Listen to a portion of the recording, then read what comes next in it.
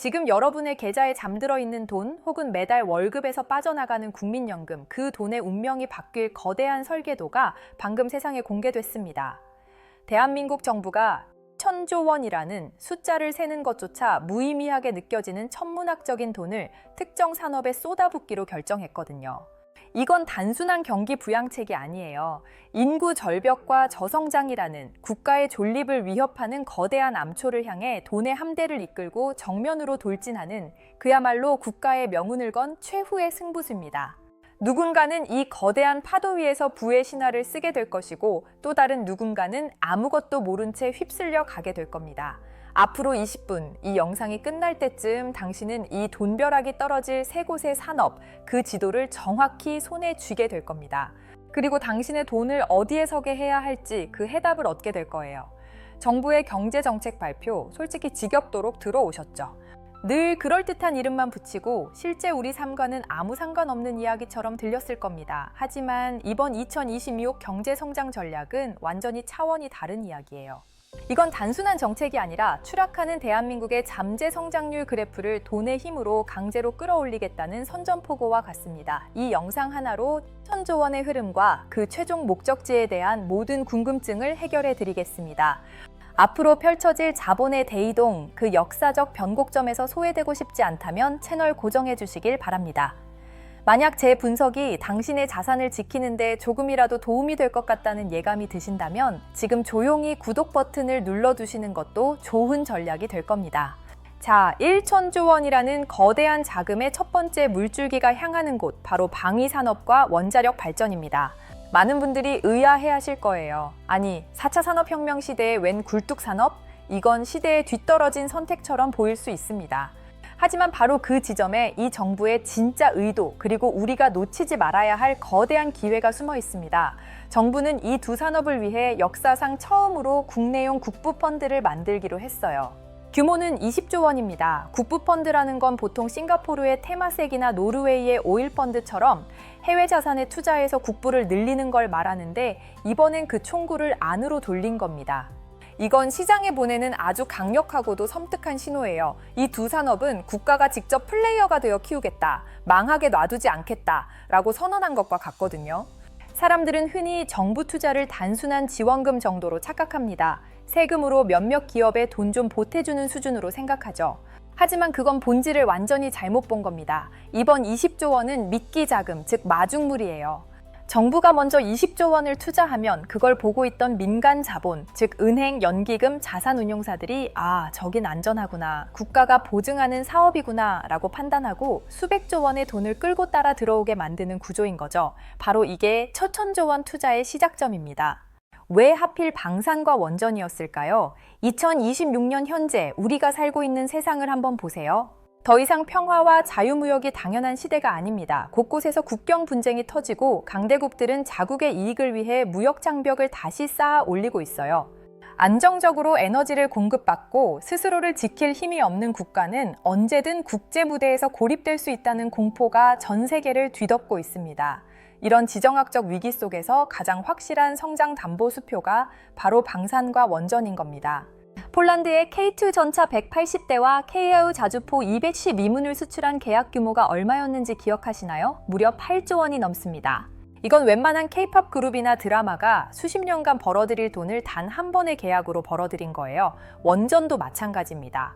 체코와 폴란드가 수십조 원 규모의 신규 원전 건설을 추진하고 있고 전 세계가 탄소 중립이라는 목표와 안정적인 전력 공급이라는 현실 사이에서 원자력을 다시 바라보고 있습니다. 이건 더 이상 선택의 문제가 아니라 생존의 문제가 된 거죠.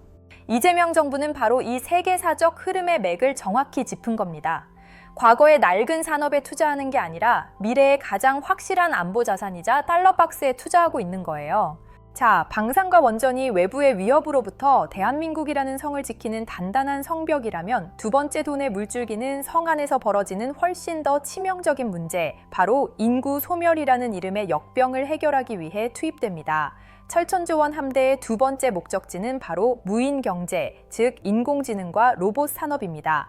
많은 분들이 또 고개를 갸웃하실 겁니다. AI 로봇? 그거야 늘 듣던 이야기 아닌가? 그걸로 어떻게 나라의 운명을 바꿔? 맞습니다.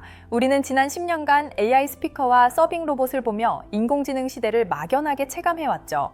하지만 지금 정부가 설계하는 그림은 그런 장난감 수준의 이야기가 아니에요. 이건 국가의 혈관에서 피가 빠져나가듯 생산 가능 인구가 사라지는 바로 그 상처에 돈을 퍼부어 인공 혈액을 수혈하는 처절한 생존 전략에 가깝습니다.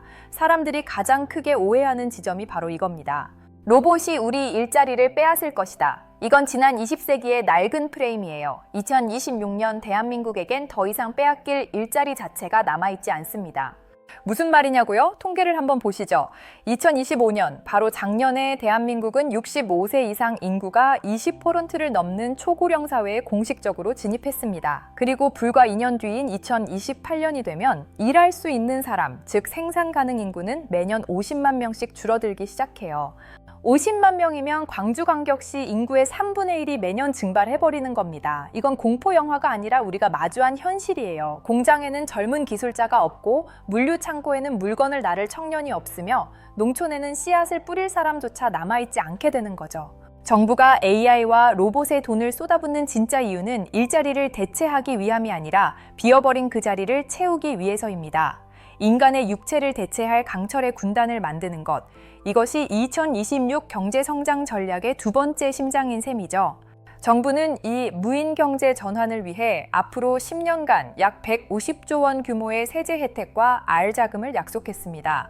예를 들어 스마트 팩토리 설비를 도입하는 중소기업에게는 법인세를 90%까지 감면해주고 물류센터 자동화 시스템을 구축하는 기업에게는 수천억 원대의 저금리 대출을 보장하는 시기예요. 이건 단순히 몇몇 로봇 기업을 키우는 수준이 아닙니다. 제조업, 물류, 건설, 농업, 서비스업까지 대한민국 산업의 모든 혈관에 로봇과 AI라는 새로운 피를 강제로 순환시키겠다는 국가 차원의 거대한 수술 계획인 거죠. 그렇다면 우리의 돈은 어디를 향해야 할까요? 단순히 로봇파를 만드는 기업에 주목하는 건 너무 1차원적인 생각입니다. 진짜 거대한 돈의 흐름은 그 로봇들에게 두뇌와 감각을 제공하는 산업으로 흘러들어갈 거예요. 수만 개의 로봇들이 일사불란하게 움직이도록 만드는 관제 시스템, 소프트웨어, 로봇의 눈이 되어줄 3D 비전 센서, 그리고 이 모든 데이터를 지연 없이 처리할 엣지 컴퓨팅, 반도체. 바로 이런 영역들이 150조 원이 흘러들어가는 길목에서 조용히 황금자루를 펼쳐놓고 있는 진짜 노다지입니다. 자, 이제 그림이 좀 더 명확해지시나요? 정부는 방산과 원전으로 외부의 위협을 막아낼 방패를 만들고 AI와 로봇으로 텅 비어가는 내부를 채울 심장을 이식하고 있습니다. 하지만 이 거대한 방패와 심장이 제대로 작동하려면 단 한 가지, 절대적으로 필요한 것이 있습니다. 바로 에너지와 데이터 처리 능력이죠. 세 번째 돈벼락은 바로 이 모든 미래 산업의 동력이자 21세기의 새로운 석유가 될 바로 그곳으로 떨어지게 됩니다. 그리고 그곳에 역사상 가장 거대한 부의 이전이 기다리고 있을 겁니다. 네, 맞습니다. 방산과 원전이라는 방패, 그리고 AI와 로봇이라는 심장. 2026년 대한민국호의 생존을 위한 이 두 가지 거대한 계획은 정말이지 완벽해 보입니다. 하지만 이 모든 건 딱 한 가지가 해결되지 않으면 한낱 모래성에 불과해요. 바로 이 강철 군단과 인공지능 두뇌를 움직일 피와 산소, 즉 에너지와 데이터 처리 능력이 없다면 말이죠.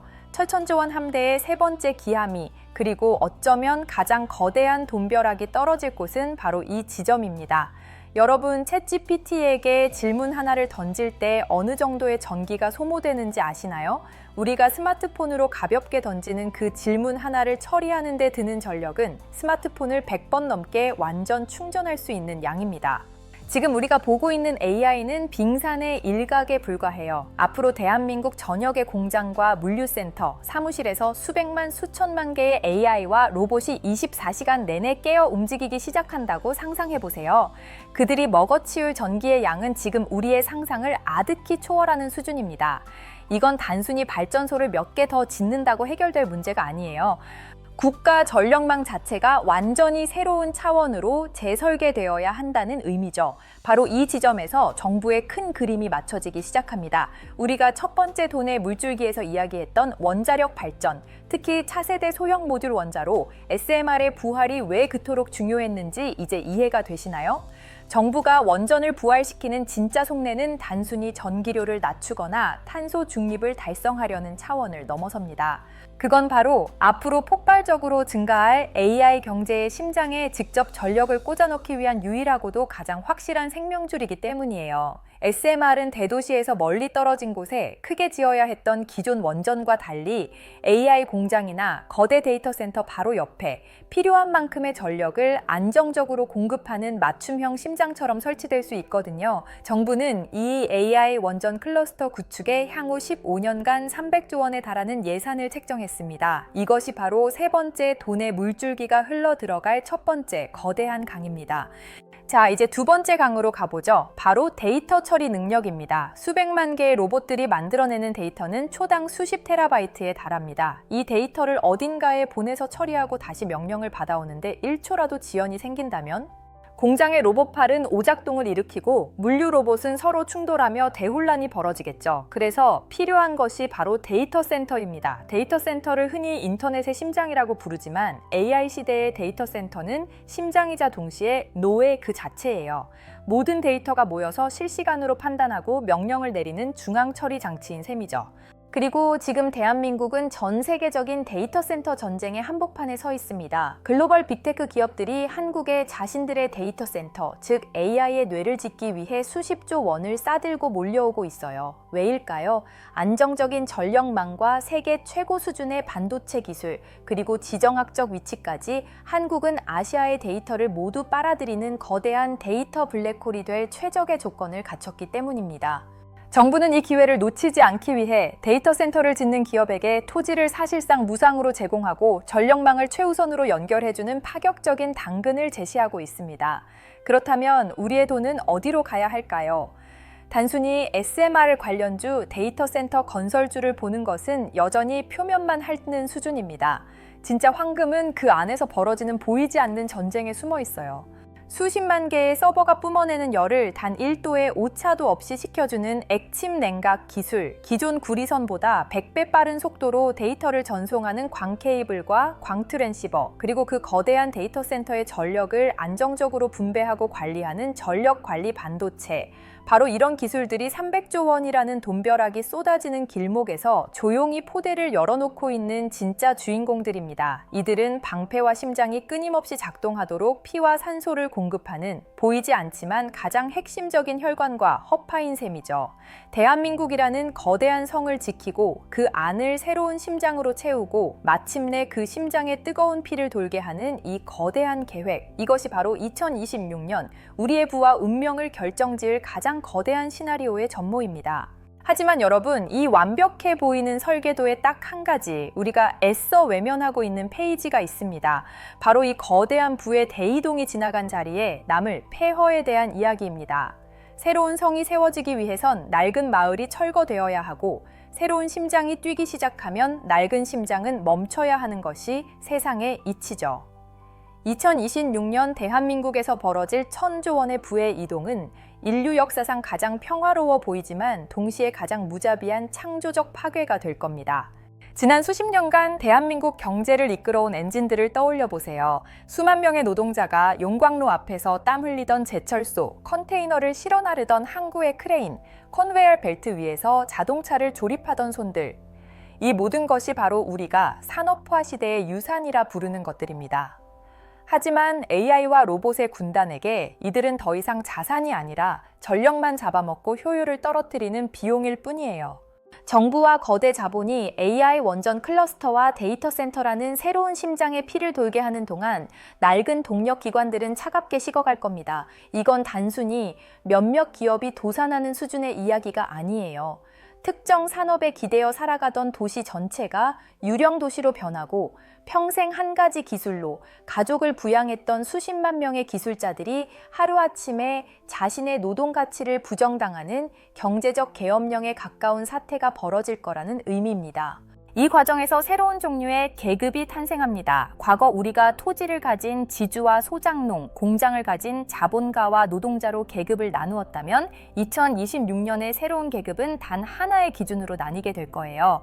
바로 데이터와 전력의 생산 통로에 얼마나 가까이 있는가입니다. 액침 냉각 기술을 가진 엔지니어 광트랜시버를 설계하는 과학자, 전력 반도체 특허를 보유한 기업, 이들은 새로운 시대의 지주이자 자본가입니다. 이들은 새로운 석유인 데이터와 에너지가 흐르는 길목을 차지하고 앉아 막대한 부를 거둬들일 겁니다. 반면 이 흐름에서 소외된 이들은 아무리 열심히 일해도 거대한 부의 흐름에 발조차 담글 수 없는 새로운 시대의 소장농이 될 수밖에 없어요. 지금 우리가 목격하고 있는 것은 단순한 기술의 발전이 아닙니다. 이것은 부의 생성 공식 자체가 바뀌는 거대한 패러다임의 전환이자 인류 역사상 가장 조용하고도 신속하게 진행되는 거대한 계급 분화의 서막입니다. 방산과 원전이라는 철옹성의 방패, AI와 로봇이라는 지치지 않는 심장, 그리고 그 심장을 뛰게 할 에너지와 데이터라는 뜨거운 피, 이 모든 조각이 맞춰진 2026년 대한민국이라는 국가의 모습은 어쩌면 과거 우리가 알던 국가와는 전혀 다른 유전자를 가진 새로운 종의 탄생과도 같습니다. 국토의 면적이나 인구의 수가 아닌 자체적인 에너지 생산 능력과 데이터 처리 용량이 곧 국력이 되는 시대, 이것이 지난 수년간의 경제 전쟁과 기술 패권 다툼, 그리고 팬데믹과 지정학적 위기가 인류의 금융 시스템에 새겨 넣은 단 하나의 문장입니다. 이 거대한 전환의 역사를 우리가 뼈아프게 기억해야 하는 이유는 이것이 단순히 지나간 과거의 이야기가 아니기 때문입니다. 이것은 교과서에 박제될 역사가 아니라 바로 지금 이 순간에도 당신의 계좌와 자산, 그리고 당신 자녀의 미래를 결정짓고 있는 살아있는 현실이에요. 과거의 투자 공식, 낡은 경제 지표에 기대어 이 변화를 외면하는 것은 다가오는 쓰나미 앞에서 조개 껍데기를 줍고 있는 것과 다르지 않습니다. 모든 경제적 파국과 영광의 역사는 언제나 폐허 위에 하나의 질문을 남겼습니다. 모든 것이 무너져 내린 자리에서 새로운 부의 제국이 솟아오를 때 당신은 어디에 서 있을 것이냐고 말이죠. 방패가 세워지고 새로운 심장이 뛰기 시작하는 이 거대한 변화의 한복판에서 당신은 차갑게 식어가는 낡은 시대의 유산과 함께 남겨지시겠습니까? 아니면 새로운 시대의 혈관을 타고 흐르는 부의 맥박을 짚어내시겠습니까? 역사는 이미 당신의 선택을 기록하기 시작했습니다.